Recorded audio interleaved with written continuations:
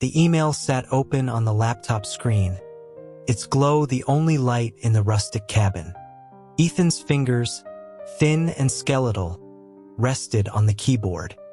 His face was all sharp angles and hollows, a study in deprivation that made his otherwise fine features seem severe, almost predatory. He was tall, but so lean he looked like a gust of wind might snap him in two. He reread the words from his brother, Mark. There was a picture attached. Mark, his wife, and their toddler, all beaming on a suburban lawn. The text was a familiar jab. Heard you're still single up in whatever forgotten corner of the world you're hiding in now. Dad says don't bother coming home for Christmas without a +1. As a happily married man, let me give you some advice. Find a damsel in distress, play the hero. They fall for that every time. Ethan's brow furrowed. He closed the laptop, the sudden darkness absolute. He'd come to this secluded mountain town, Havenwood, months ago for solitude, to escape. How Mark had even found his box was a mystery. Still, the isolation was beginning to wear thin. It was probably time to pack his bag of herbs and move on. He was lost in thought, contemplating which direction to wander next, when a frantic pounding rattled his cabin door. A voice yelled his name, desperate and strained. Ethan opened the door to find one of the townsfolk, a farmer named George, breathless. George grabbed his arm, his grip surprisingly strong, and told him there had been a terrible accident. Someone had washed over the falls at the edge of town. It wasn't that someone had fallen from the sky, as the more excitable villagers claimed. Havenwood was nestled in a low valley, and the river that fed it culminated in a powerful cascade. Someone, from somewhere unknown upstream, had fallen into the water and been carried over the edge. The women doing their laundry by the riverbank had been startled by the body crashing into the basin below. A few of the braver men had waded in and pulled the person out, discovering with shock that despite the cuts and bruises and the near drowning, there was still a faint pulse. The people of Havenwood were simple folk. Their first instinct was to fetch Ethan. He was the only thing resembling a doctor for 50 miles. When Ethan arrived, a small crowd had formed a tight circle on the riverbank, murmuring amongst themselves. He pushed his way through, irritated by the commotion. Whispers circulated about the stranger, a young man by the looks of him, wondering who could have done such a thing. His clothes, though torn and soaked, were of a fine material, suggesting he wasn't from around these parts. Ethan knelt, his face a mask of detached professionalism. He took the unconscious man's slender wrist between his fingers, his expression unreadable as he felt for a pulse. He pried open an eyelid without a hint of gentleness, then scanned the raw, blooming bruises and deep gashes that covered the man's body. He shook his head slowly. The onlookers' faces went pale. One of them asked if the man was a lost cause. Ethan stood, hoisting the surprisingly light body into his arms. He grumbled that the problem wasn't that the man was beyond saving. The problem was that he could be saved, and Ethan's supplies were expensive. This was going to be a waste. Ninth son of the Hawthorne family, for shameful congress with another, is hereby struck from the family name. 80 lashes and cast into the river. The words were a feverish mumble, followed by a choked, "I'm innocent. Innocent." Ethan had just finished applying a pungent salve to the worst of the wounds when the man on the cot began to cry in his sleep. Huge, silent tears rolled down his swollen cheeks, a picture of profound despair. Another man might have felt a stir of pity, but Ethan's patience was thin. He just grew more annoyed, stuffing a spare rag under the man's neck to keep the tears from washing away the medicine. He muttered a complaint about having to reapply the costly ointment. Then, He took 2 freshly whittled splints and set the man's broken right leg, binding it tightly with strips of cloth. The man cried out in his sleep from the sharp, sudden pain. Irritated by the sound, Ethan tore another strip of cloth and wedged it between the man's teeth. The silence was a relief. Looking over the body, a canvas of deep purple and black contusions, he noted that almost no patch of skin was left unscathed. With a broken leg like that, if it didn't heal properly, he'd be a cripple for life.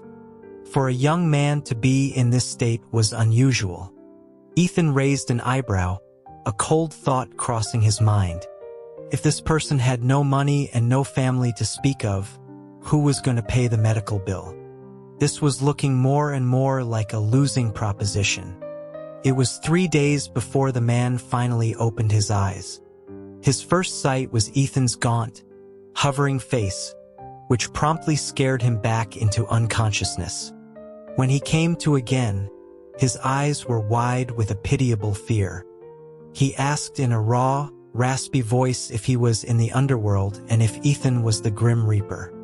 Ethan stroked his own sharp chin, pondering just how much he resembled a collector of souls.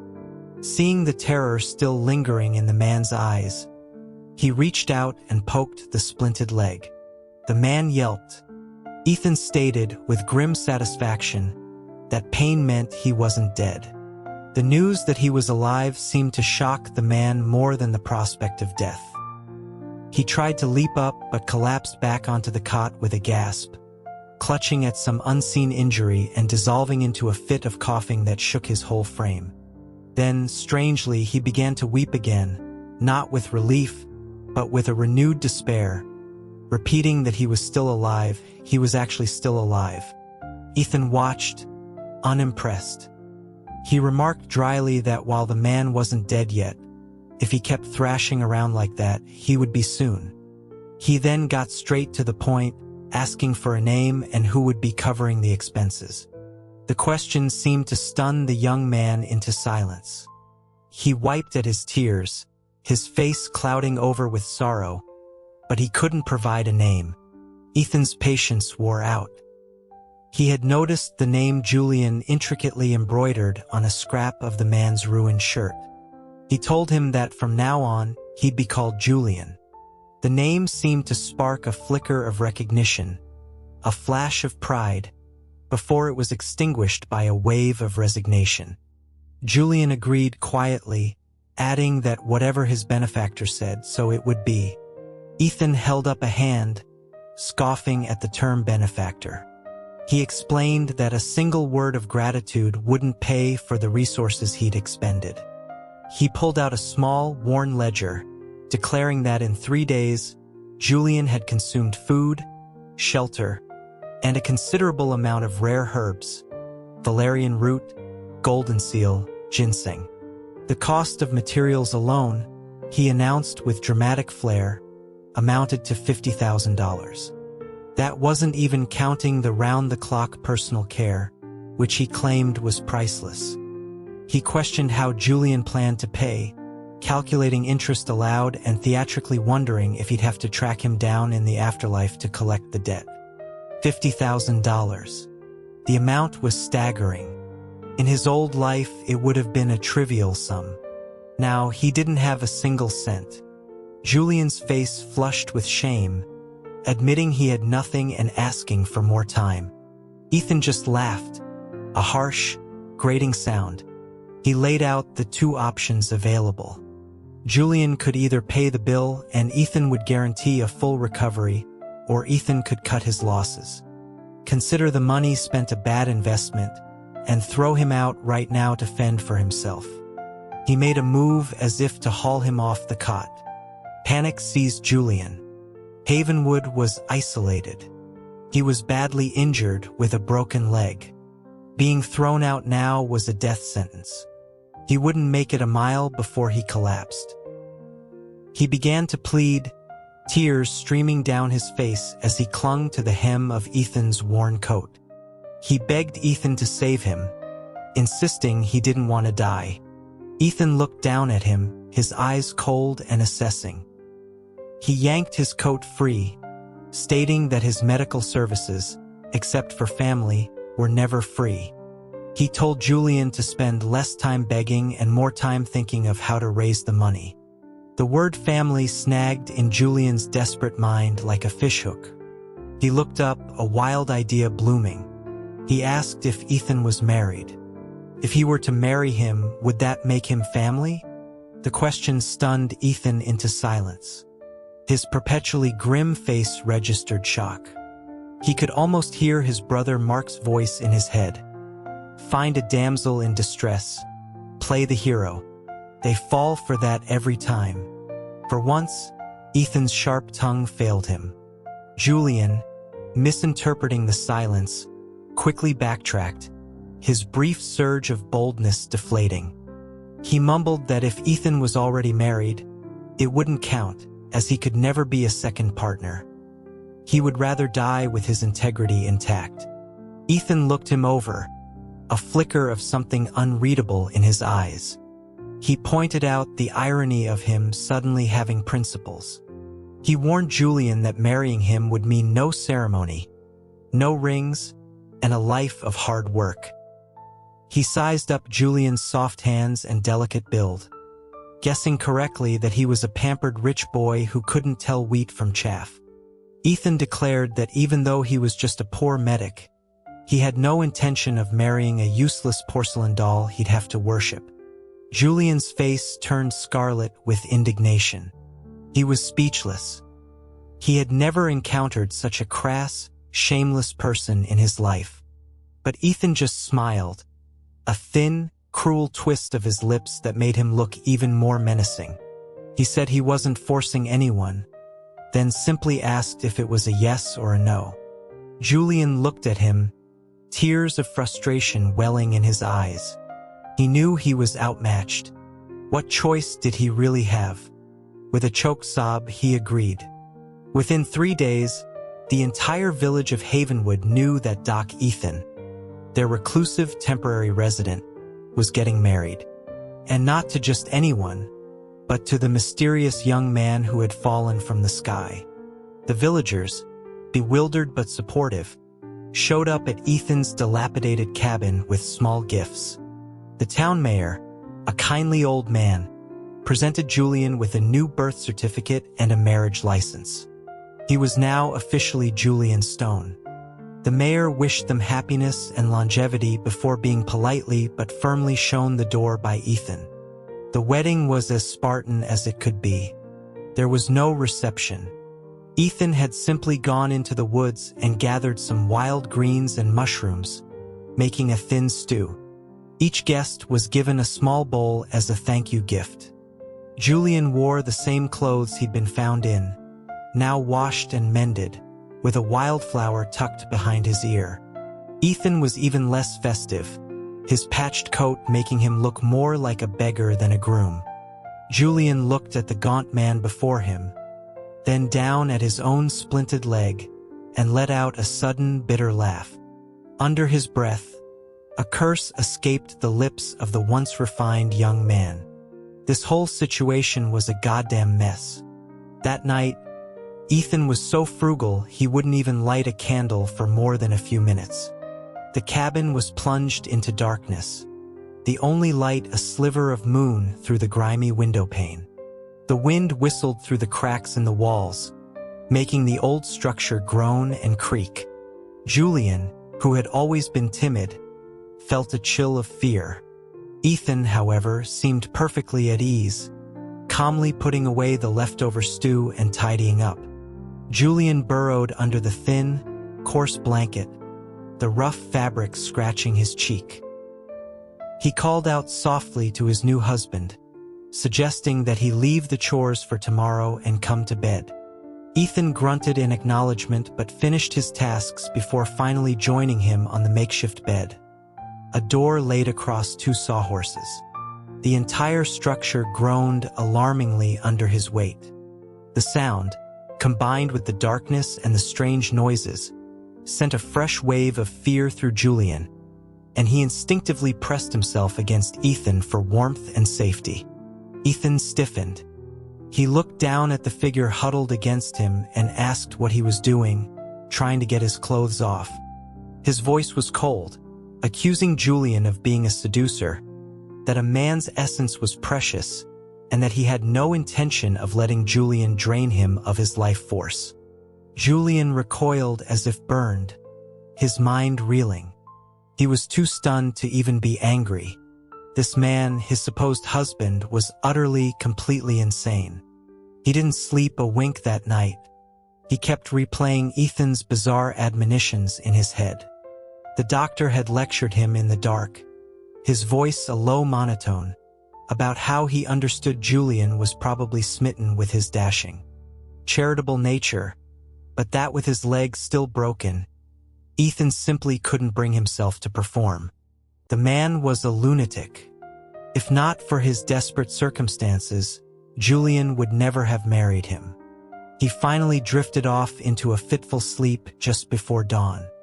When he awoke, the first thing he saw was Ethan standing with his back to him, sharpening a large knife on a whetstone.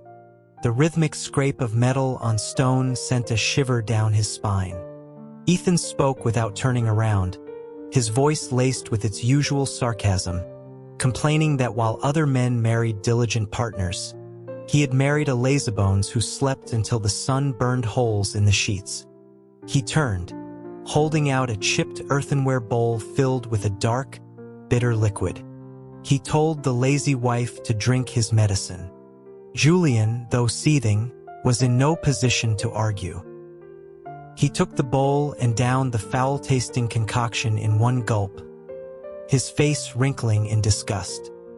His external injuries were mostly healed now, but the deep bone ache in his leg was a constant reminder of his slow recovery. He wondered how much longer he would be confined to this bed. Ethan, having administered the medicine, paid him no further mind and went outside with his knife, where Julian could hear the steady thwack of him splitting firewood. Bored and alone, Julian surveyed his new home. It was truly a shack. He sighed. This marriage was a sham, a temporary solution, but the license was real. This was his life now, with a husband as hard and unpleasant as a stone in a latrine.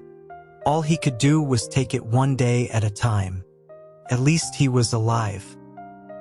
He wiped away a stray tear just as Ethan re-entered, tossing a crudely made crutch onto the bed.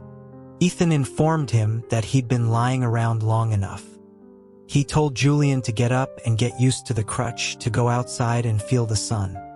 And while he was at it, he could start learning how to cook and clean. He wasn't running a hotel. Julian's tears dried up instantly. This man was truly infuriating. But Ethan's medical skills were undeniable. With the aid of the crutch and his own youthful constitution, Julian was soon able to hobble around. During the day, Ethan would be out in the mountains gathering herbs or tending to the villagers. So Julian would make his way to the large oak tree at the center of town where the other young spouses gathered to chat and do their mending. It was a world away from his sheltered upbringing, where conversations were polite and restrained. Here, people spoke openly about everything, including the most intimate details of their married lives. It was shocking, but also strangely liberating. One afternoon, a young man named Finn asked him bluntly how things were with him and Doc Ethan, gesturing vaguely. Julian, who had been engrossed in a story about a couple's tryst in a cornfield, was caught completely off guard. He just blushed and stammered. Another person chimed in, noting that Doc Ethan looked so frail, they hoped he was careful in bed. Julian's ears burned. He clutched his crutch and said nothing, as if he would ever get tangled up with that bag of bones. He'd be afraid of getting bruised. But Julian was nothing if not determined. His husband had said a wife was for cooking and cleaning, and though he had been raised a gentleman, he believed he could learn. He wasn't missing any limbs that others had. And so he did. In a surprisingly short time, he learned to chop vegetables, mend clothes, and perform other household chores. As the sun began to set, the group dispersed. Julian gathered the vegetables he had prepared into a basket and started the slow journey back to the cabin. He had never realized how much effort went into the simple act of survival for ordinary people. Ethan was an outsider only tolerated because of his skills. Their house was a wreck. When it rained lightly outside, it poured inside. The memory of Ethan calmly using the downpour to wash his clothes while Julian sat miserably under their one leaky rain slicker was both absurd and depressing. Since then, Julian's days were consumed with figuring out how to make their life more bearable. But every time he looked at Ethan's perpetually stoic face, his resolve withered. Their relationship was a partnership of convenience, nothing more. They shared a bed, but their dreams were their own. What else could he do but endure it? He saw Ethan splitting firewood in the yard as he approached. The familiar sarcastic greeting reached him before he was even through the gate. Ethan complained that other men came home to a hot meal, while he came home to a cold stove. He swung the axe with surprising force for someone so thin, splitting a thick log in one clean strike. He continued his tirade, calling Julian useless for not even being able to split firewood, a pointed reference to the time Julian had tried and ended up falling in the mud. Julian ignored him and headed for the kitchen, announcing he was going to wash the rice. Ethan stopped him, lifting the basket and peering inside. He saw potatoes, green beans, and cabbage. His face darkened. He berated Julian for his extravagance, claiming they couldn't possibly eat that much and wondering how he was supposed to afford such a spendthrift partner. Julian's patience snapped. He had only prepared 3 simple vegetable dishes, without a scrap of meat. How was that extravagant? No wonder Ethan was a walking skeleton if all he ever ate was gruel. He decided he was done listening. He was determined to make their life together tolerable, but he had no intention of starving with him. The first few weeks, when he was bedridden, Ethan had fed him nothing but a thin, tasteless cornmeal porridge that scratched his throat. When he could finally move, the first thing he did was learn to cook from Finn's wife, Sarah. He would never eat Ethan's gruel again. He started using his literacy to write letters for the villagers in exchange for vegetables and spices. His cooking, while basic, was a world of improvement over Ethan's bland fare. Even Ethan, after some initial grumbling about the waste of cooking oil, had silently acquiesced and started leaving freshly split firewood by the stove. Over dinner, Julian announced his plans. Once his leg was stronger, he wanted to fix up the house. Ethan, chewing on a roasted potato, paused. He asked what was the point of fixing a house that was drafty from every direction. Julian argued that was precisely why it needed fixing. With summer ending, the cold would set in, and he had heard from the villagers that the winters here brought heavy snow. He worried the roof might collapse. When Ethan didn't reply, Julian took it as a sign to continue. He also wanted to turn the patch of dirt in the yard into a vegetable garden. It wasn't sustainable to keep bartering for food. Ethan scoffed, mocking him for thinking he could handle a hoe when he couldn't even manage an axe. Julian admitted he would need Ethan to till the soil first, promising to handle the planting and fertilizing himself. Ethan retorted with a sneer, asking where the fertilizer would come from, stating he had no desire to haul manure at the crack of dawn. That was the last straw. Julian's chest tightened with anger. Forgetting his leg, he reached across the table, dragged the dish of vinegared cabbage over to his side, and dumped the entire contents into his own bowl. He told Ethan that if he was going to be so difficult, he could just starve. Ethan was left with only half a potato. He wasn't picky. He was used to simple meals. But he had grown accustomed to Julian's cooking. He watched in silence as Julian, fueled by righteous anger, ate for 2 and then hobbled outside to wash the dishes. They collected water from the village well in a large barrel in their yard. Before Julian, a barrel would last Ethan 3 days. Now, with Julian's meticulous hygiene, washing his face morning and night, and insisting Ethan do the same, they needed 3 barrels a day. Julian sat on a small wooden stool in the yard, scrubbing the plates with a fierce energy. The water in the barrel was getting low. He sighed. As much as he wanted to tell Ethan to get his own damn water, he knew he couldn't. He was a cripple, and besides, he wanted to wash his hair tonight. With a silent fume, he resigned himself to waiting. Ethan picked up the empty buckets and the carrying pole. On his way to the well, he passed villagers enjoying the cool evening air. They greeted him warmly, teasing him about how married life seemed to agree with him, that he looked more alive. He didn't understand. He was still wearing the same patched clothes.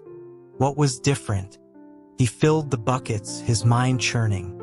He didn't see what was so great about being married. All it brought him was a partner who was constantly nagging him about cleanliness and throwing tantrums. He had a thought. This winter he would leave Havenwood. He could take this burden with him, show him to his family to get them off his back, and then write him a letter of release and let him go his own way. The idea seemed brilliant. His steps felt lighter on the way back. When he returned to the cabin, he poured the water into the barrel. He went to tell that ill-tempered Julian to get ready for his wash, but stopped when he saw him through the window.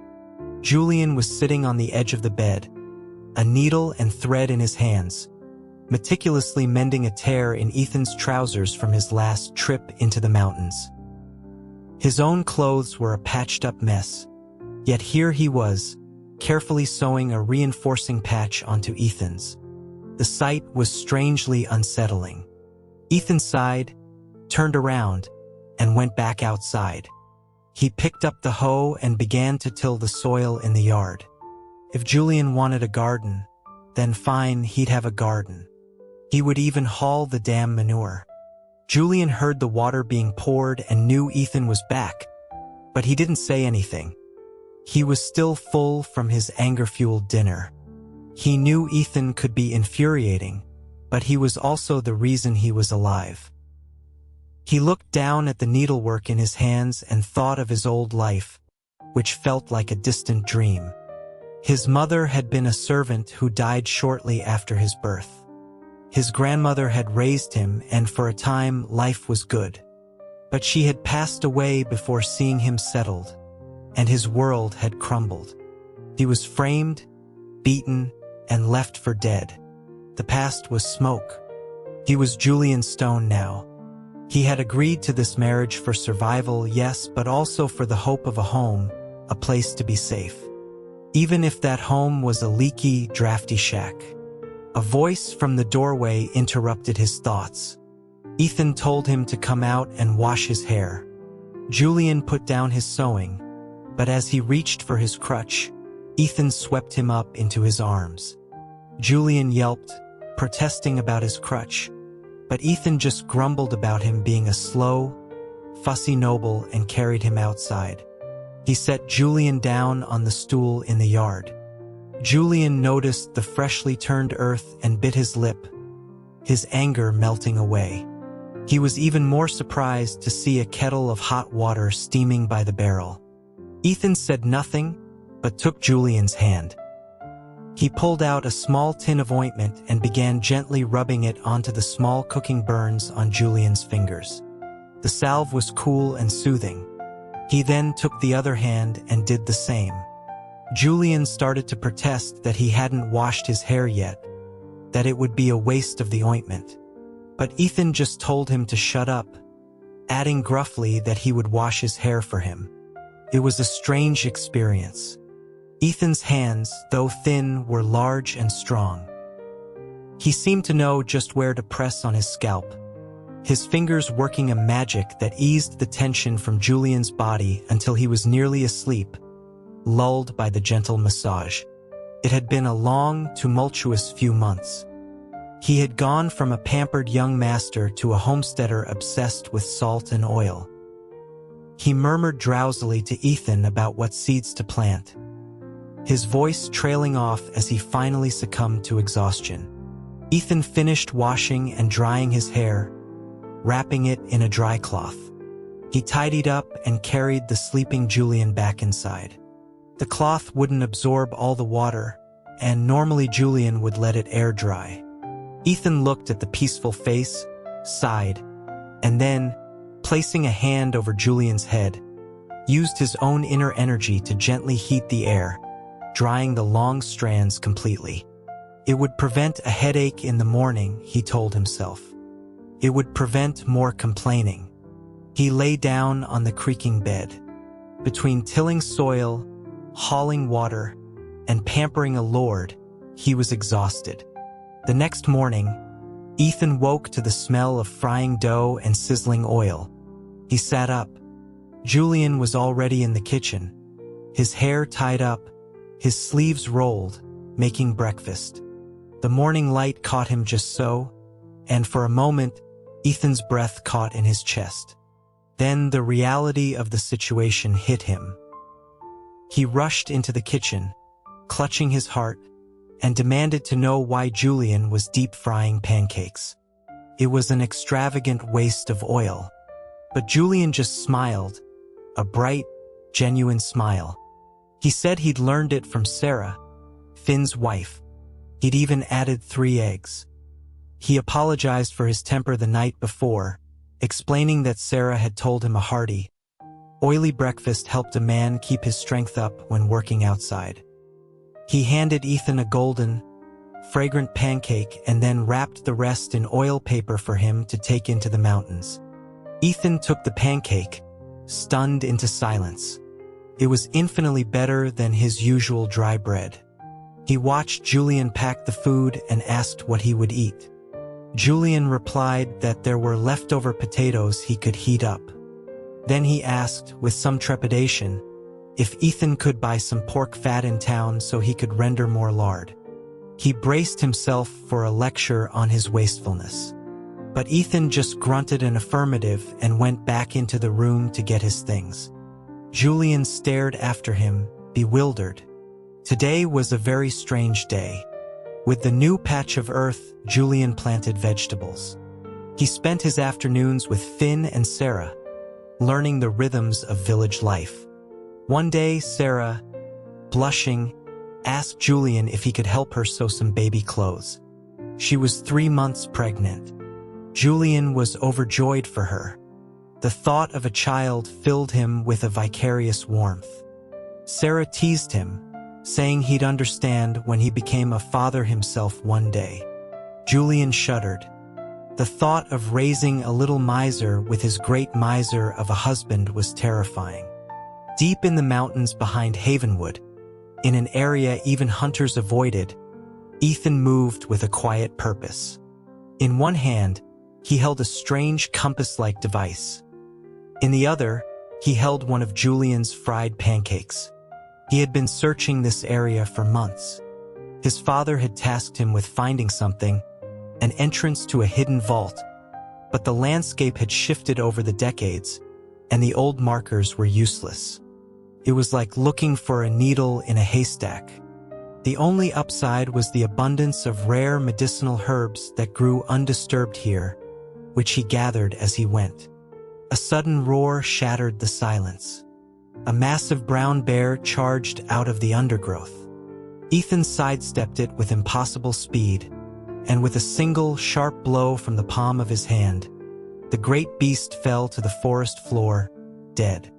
He kicked the carcass dismissively. Too lean, not enough fat for lard. He picked up the half-eaten pancake he'd dropped, blew the dirt off, and continued his search, muttering about useless things. When Ethan got home that evening, Julian wasn't there. He found him down by the river with a group of villagers, looking miserable as he helped clean a pile of pig intestines. The stuff was cheap, technically meat, and the village butcher had sold it for pennies. Julian, wanting to make them a proper meal, had bought the lot. The smell, however, was making him gag, and he was washing the casings with tears of disgust streaming down his face. When he saw Ethan, he explained his purchase through his nausea, a pitiful sight. Ethan, seeing him perched precariously on a rock with his bad leg, just sighed. He told Julian he would handle it. He took the smelly intestines and started for home, Julian hobbling behind him. Back at the cabin, Julian complained that Ethan smelled terrible, then realized he smelled just as bad and started laughing hysterically. Ethan, a rare hint of amusement on his face, told him he had a powder that would remove the odor. Julian praised him, marveling at his skills and showing him how the burn ointment had healed his hands completely. A flicker of pride crossed Ethan's face. He could bring the dead back to life. A deodorizing powder was child's play. But he had to admit, this pampered boy's wide-eyed admiration was strangely satisfying. The braised intestines were delicious. Julian cooked them with ginger and spices, and even made a pot of white rice, a rare treat he'd earned by writing 5 letters for a neighbor. Ethan ate 3 full bowls without a word of complaint. Afterwards, Julian couldn't resist poking Ethan's slightly distended stomach, asking if he was going to burst. He earned a glare for his trouble. Later that evening, as Julian was carefully counting out the few coins he had earned, a small, heavy pouch landed on the bed in front of him. Ethan, standing in the doorway, asked him why he wasn't using the household money he'd left by the bed. Julian stared. He had never dared touch the small pouch, terrified of what the miserly Ethan might do if he took a single coin. He had been living off his own bartering since their marriage began. Seeing the shock on his face, Ethan's expression soured. He asked what was wrong with him, if Julian thought he was the kind of useless man who would let his partner provide for everything. With that, he turned and went to sit on the front step, sulking. Julian, suppressing a smile, opened the pouch. Inside was a small fortune, nearly 50 silver dollars. In Havenwood, that was more than the schoolteacher earned in a year. He tied the pouch shut and hid it under the bed frame. He then looked at Ethan's stiff, angry back, and an idea came to him. He deliberately knocked his crutch to the floor and called out in a helpless voice, claiming he couldn't get up. After the 3rd call, Ethan finally came back inside. He picked up the crutch without looking at Julian, ready to leave again, but Julian grabbed his sleeve. He asked gently if Ethan was angry. Ethan denied it, but Julian patted the bed beside him and started chattering away, asking about the herbs he'd found, telling him the cabbage seedlings in their new garden had sprouted, and asking what kind of peppers they should plant. He talked about making pickles and planting beans, his voice painting a picture of a lush, thriving home. He finished by asking if they could use some of the money to fix the roof. Ethan looked down at him. Julian was looking up, his eyes full of a soft, hopeful light. This pampered boy had a truly beautiful face, made more animated by the simple work of the past weeks. Ethan felt a strange lurch in his chest. He turned his head away and grumbled that the money was his to use as he saw fit, so he didn't need to ask. With money, their life improved dramatically. Julian hired men to fix the house.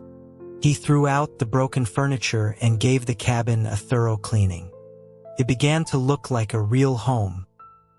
He told the curious villagers that Ethan had found a rare mushroom in the mountains and sold it for a small windfall, which he decided to invest in their house before winter came. The story was plausible enough. People began to remark on how much better Ethan looked. He had a good wife, they said, who took care of him. He was cleaner, healthier, and had lost that haunted skeletal look. Ethan ignored them. His relationship with the town was still distant. Julian was far more popular. One day, the mayor asked Ethan to examine his daughter-in-law. She had been married for 3 years without a child. The woman, a quiet, gentle soul named Clara, had once helped Julian get home in the rain. As Ethan was taking her pulse, the mayor's son, Caleb, a notorious town bully, burst in. He was drunk and belligerent, shouting that there was no point examining a barren hen, and that he should have married Julian instead. Remarking crudely on his fine figure and how he'd probably be pregnant with a whole litter by now. Clara's face went white with shame and fear. Ethan, however, remained impassive. He withdrew his hand and spoke, his voice dangerously quiet. He told Clara to leave her husband, that good soil couldn't grow anything from a rotten seed. Caleb roared, lunging at Ethan. But somehow, he tripped and fell flat on his face. In a corner, a small pebble rolled away unnoticed. Ethan stood over him, and for the first time, a slow, chilling smile spread across his face. He said he wasn't naming names. Rotten seed. A friend ran to find Julian, shouting that his husband was being attacked by Caleb. The whole village knew Caleb was a monster. The men grabbed their pitchforks and hoes and ran towards the mayor's house. Julian's blood ran cold. Ethan, for all his sharp words, was so thin. He abandoned his vegetables and hobbled as fast as he could. The scene at the mayor's house was chaos. Caleb was swinging wildly at Ethan, who seemed to be doing nothing but dodging. Caleb was a bull, but he couldn't land a single blow, instead punching walls and kicking furniture, injuring himself in the process. Enraged and humiliated, Caleb grabbed a nearby scythe and swung it at Ethan's head. Julian saw it happen and screamed, collapsing to the ground in terror. But the killing blow never landed. A different scream, one of pure agony, tore through the air. When Julian looked up, his head spinning, he saw Ethan standing over him, calmly brushing the dirt from his clothes. Caleb was on the ground, clutching his groin, from which blood was pouring. The scythe was in one hand. In his other, impossibly, was his own severed manhood. In his blind rage, he had somehow slipped and castrated himself. The entire village stood frozen in horror. It was Julian who spoke first, his voice shaking with a cold fury. He stepped in front of Ethan, shielding him. He reminded the horrified onlookers of how Ethan had tirelessly cared for everyone in the village. He recounted how Caleb had insulted and attacked him, and how this was nothing but divine retribution. He was fierce, protective, and utterly unrecognizable from the timid boy who had washed up on their shores. Ethan watched him, a strange warmth spreading through his chest. He had never, in his entire life, had someone stand up for him. Julian was furious. He knew how cruel the world could be, and he knew Ethan, for all his faults, was a good man at heart. He had saved his life, tended his wounds, and despite his miserly ways, had never truly let him want. He had treated him with a strange, gruff respect, never forcing himself on him. This man, this flawed gentleman, had nearly been killed, and Julian felt a rage so pure it burned away all his fear. Ethan gently placed a hand on his shoulder and covered his furious, tear-filled eyes. He could feel the heat and moisture against his palm. He whispered that he was fine. Julian turned and scanned him from head to toe, searching for any sign of injury. Ethan took his hand, gave it a firm squeeze, and then walked over to the bleeding, semi-conscious Caleb. He examined the wound and shook his head at the frantic parents. He said that out of respect for the mayor's past kindness to Julian, he would help. But there were two conditions. First, the medicine required to save his son's life was exceedingly rare and would cost them their entire fortune. Second, what was lost could not be regained. The best he could do was ensure Caleb could still urinate, or he would die from that alone. The crowd paled. The man had unmanned himself. The incident became Havenwood legend. The mayor's family was ruined. They sold their house and land to pay for the medicine and left town in disgrace. Caleb, when he recovered, was a broken, listless man. Clara divorced him and later married a carpenter who had been her childhood sweetheart, a man Caleb had bullied her away from years ago.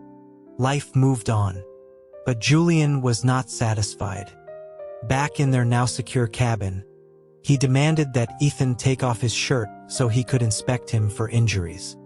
He refused to believe Ethan was completely unharmed. Ethan protested, but Julian was relentless, tugging at his clothes, insisting that as his husband, it was his right. Finally, Ethan gave in, a look of weary resignation on his face.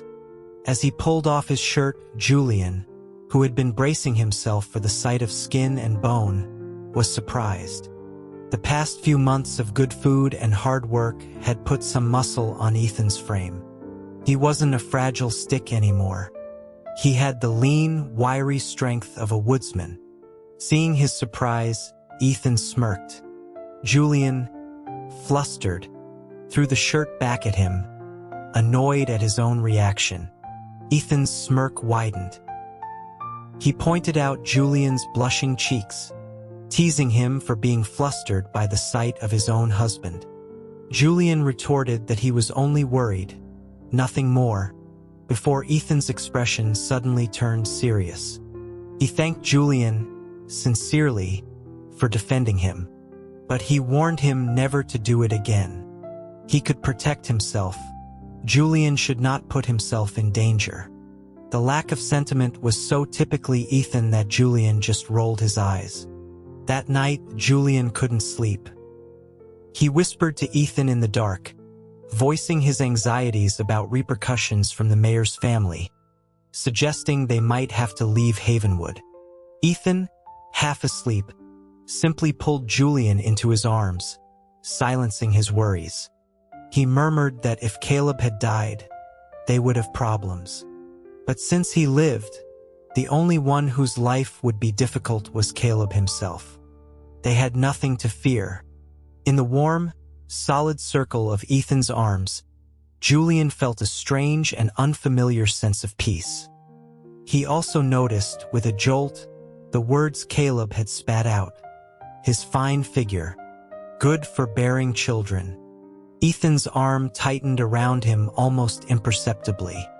Killing Caleb would have been too easy. To distract him, Ethan took Julian to the county fair.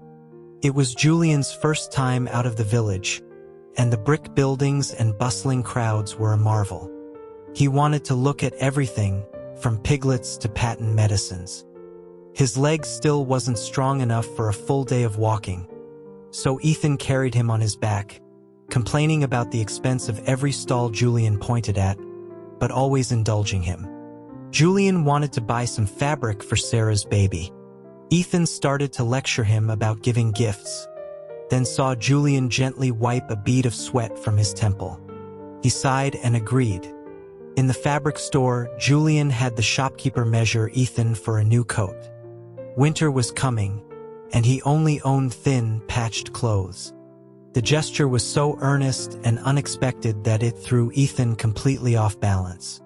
This boy, still wearing borrowed, mended clothes himself, was worried about him being cold. It was infuriatingly endearing. As they left, laden with packages, Julian suggested they buy spices too. Ethan just shook his head, a strange smile on his face, and told the clerk to pick out several sets of ready-made clothes in Julian's size and have them delivered to Havenwood. That evening, Ethan announced they were staying in town for the Lantern Festival. He carried a tired Julian into the best inn in town and booked their finest room. Julian, who had been mentally preparing to sleep in a barn, was floored. In the room, which was clean and spacious, he felt a wave of dizzying emotion. He had once lived in luxury far greater than this, but now, this simple, clean room felt like a palace. He stopped Ethan from sitting on the bed, insisting they wash up first so as not to get the clean sheets dirty. He used a cascade of sweet talk and flattery, explaining that since Ethan had been so generous, they should enjoy the luxury to its fullest. Ethan, grumbling about Julian's silver tongue, found himself charmed against his will and playfully pinched his cheek. At the festival, Julian wanted a candy apple. It was outrageously expensive, and Ethan's face was a mask of agony as he paid. Then they went to the carnival games. A stall was offering a beautiful silver locket as its grand prize for a ring toss. Julian wanted to win it for Ethan as a thank you. Ethan closed his eyes. Julian was using his money to buy him a gift. Why did that make him feel so happy? It must be a curse. Julian, of course, was terrible at it. He missed every single throw, his initial excitement turning into frustrated disappointment. The stall owner smugly suggested he just buy the locket. Ethan's eyes narrowed. He bought another 40 rings. He took the whole bundle and with a single fluid motion, threw them all at once. An impossible cascade of rings flew through the air, each one landing perfectly over a prize. Everything on the board was won except for the locket. The crowd gasped. Ethan placed the very last ring in Julian's hand. He stood behind him, his body pressing close, and guided his arm. Their hands moved as one, and the ring sailed through the air, landing perfectly around the silver locket. Ethan's voice was a low whisper in his ear. "Congratulations. You won." Julian's heart hammered against his ribs. He was the one who had been well and truly caught. Back in the inn room, the air was thick with a new tension. A tub of hot water had been brought up, and a privacy screen set up. Julian bathed first, his mind racing. This man, Ethan. He was cynical, miserly, and strange. But he was also kind in his own gruff way. He was protective. He was something else. He was thinking so hard he slipped, crying out as he lost his footing in the tub. In an instant, Ethan was there, catching him before he could fall. And Julian was naked, slick with water, and cradled in his husband's arms. He flushed from head to toe, utterly mortified. Ethan, who as a doctor had seen countless bodies, found himself flustered. He saw a tiny, perfect mole, a mark unique to men like Julian, high on the curve of his hip. It was like a drop of crimson on fresh cream. He quickly handed Julian a towel and retreated behind the screen, taking a deep, steadying breath. This boy was going to be the death of him. Later, in bed, they lay stiffly side by side. The silence was broken by the unmistakable sounds of a couple in the next room. The walls were paper thin. Julian, horrified, buried his face in Ethan's chest. He looked up at Ethan's tense, stony face and, trying to comfort him, whispered that it was okay, that even if he had a condition, he would still stay with him. Condition? Ethan, who had been fighting a losing battle with his own body, stared down at him. Who had a condition? Julian, realizing his mistake, tried to backtrack, stammering that he didn't mean he was impotent. It only made things worse. Ethan started to laugh, a low, dangerous sound. He pulled Julian closer, his lips brushing his ear. He murmured that he thought Julian was the one getting worked up, hearing the neighbors, and that perhaps he needed his husband to help him out. And then he kissed him, and all of Julian's thoughts dissolved into heat and sensation. His protest was swallowed, his body melting against the surprising strength of the man holding him. It was clumsy and fierce and utterly overwhelming. The next morning, Julian woke up in a daze. His entire body ached in ways it never had before. His lips were swollen and tender. Ethan was already awake, dabbing a soothing ointment on them. Julian hid under the covers, mortified. Ethan just chuckled, telling him his whole body needed the same treatment. He gently coaxed him out, his hands tracing the map of bruises his mouth had left the night before, his voice a low apology for his urgency. He promised that with practice they would get better. Julian, buried in Ethan's arms, could only manage a muffled protest about him being a terrible teacher before demanding Ethan hold him and let him sleep.